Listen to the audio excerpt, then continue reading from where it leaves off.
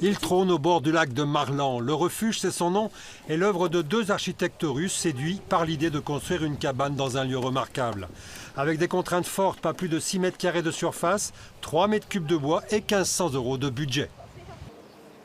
L'enjeu, c'est de composer avec un système qui est simple, qui est la cabane, et d'en faire quelque chose de créatif, et de trouver une sorte de richesse et une adéquation entre le paysage, justement, et un élément aussi simple. Et on peut voir que toutes les cabanes et toutes les réalisations offrent un panel vraiment divers et une diversité de projets, alors que c'est juste un élément à la base qui est simple, c'est une cabane.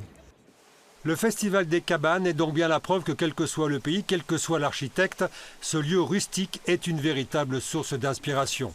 À travers un périple de 12 sites différents, comme ici le nid à la tuile, caché au milieu des champs, les visiteurs de cette exposition originale sont invités à une randonnée découverte du territoire des sources du lac d'Annecy.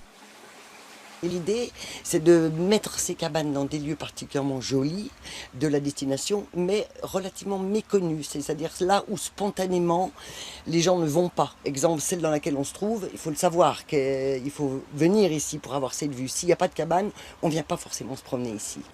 Toutes ces œuvres d'art sont issues d'un concours auquel ont participé 95 architectes du monde entier, dont les maquettes sont exposées au fort de Tamier. Les 12 lauréats ont eux-mêmes réalisé et bâti leur projet.